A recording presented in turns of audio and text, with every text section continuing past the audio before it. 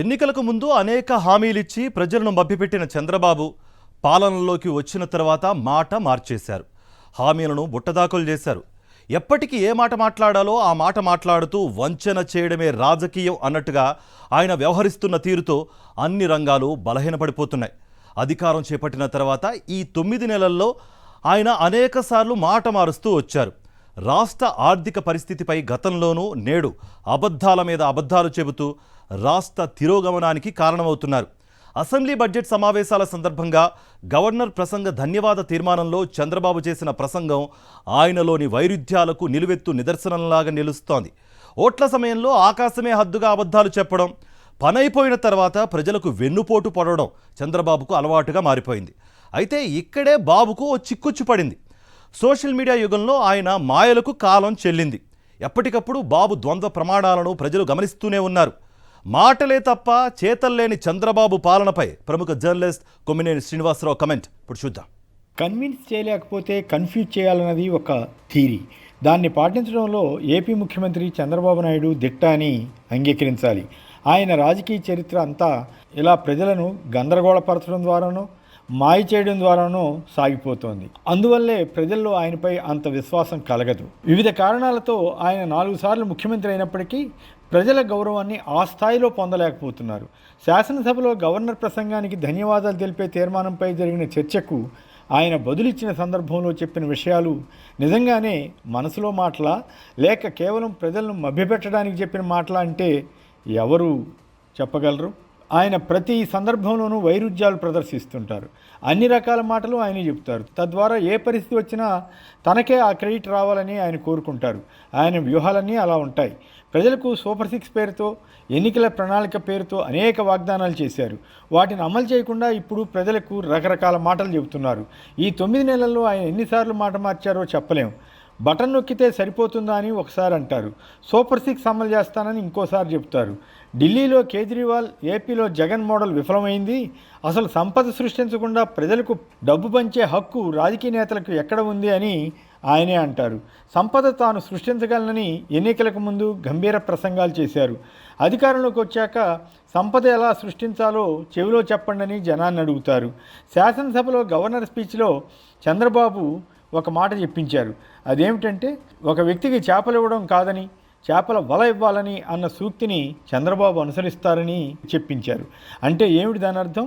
ఈ సంక్షేమ స్కీముల వల్ల డబ్బు వృధా అవుతుందనే కదా, ప్రజలకు నగదు పంపిణీ వల్ల నష్టం జరుగుతుందనే కదా. కానీ ప్రజలకు షాక్ ఇచ్చే రీతిలో ఆయనే మరుసటి రోజు అందరికన్నా ఎక్కువ సంక్షేమ స్కీములు అమలు చేస్తానని, సూపర్ 6తో సహా హామీలన్నీ అమలు చేస్తానని ప్రకటించారు. నిజంగా అమలు చేస్తే వాటి ఖరీదు ఏడాదికి 1,50,000 కోట్ల వరకు ఉండవచ్చు. చంద్రబాబు మాటల్లో ఏది సత్యం ఏది అసత్యం అని అనుకోవాలి? 2009లో సైతం నగదు బదిలీతో సహా అనేక వాగ్దానాలు చేశారు.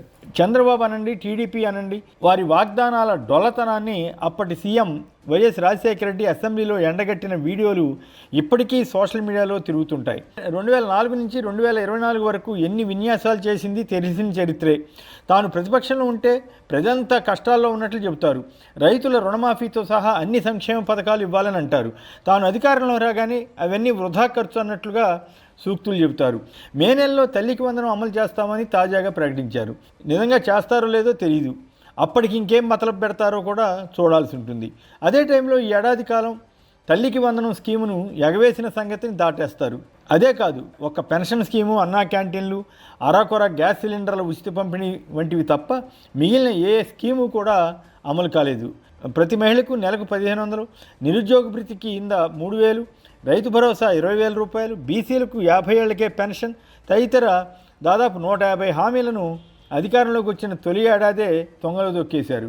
చంద్రబాబు భావన ప్రకారం గవర్నర్ స్పీచ్లో చెప్పించినట్లుగా అయితే ఈ స్కీములన్నీ చేపలే అవుతాయి కానీ చేపలు పట్టే వలలు కావు కదా. వాటి మీద క్లారిటీతో చెప్పే ప్రయత్నం చేయరు.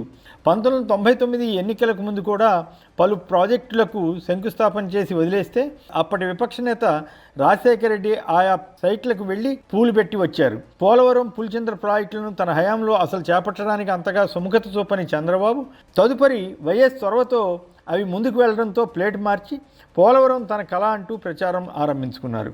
ఇప్పుడు కొత్తగా జల మిషన్ కింద 85,000 కోట్లు, పోలవరం బనకచెర్ల స్కీమును 80,000 కోట్లతో అమలు చేస్తామని చెబుతున్నారు. వీటిలో ప్రైవేటు భాగస్వామ్యం ఉంటుందని అంటున్నారు. అవి ఎలా ముందుకు వెళ్తాయన్నది ఎవరికి తోచిన విధంగా వారు ఊహించుకోవచ్చు.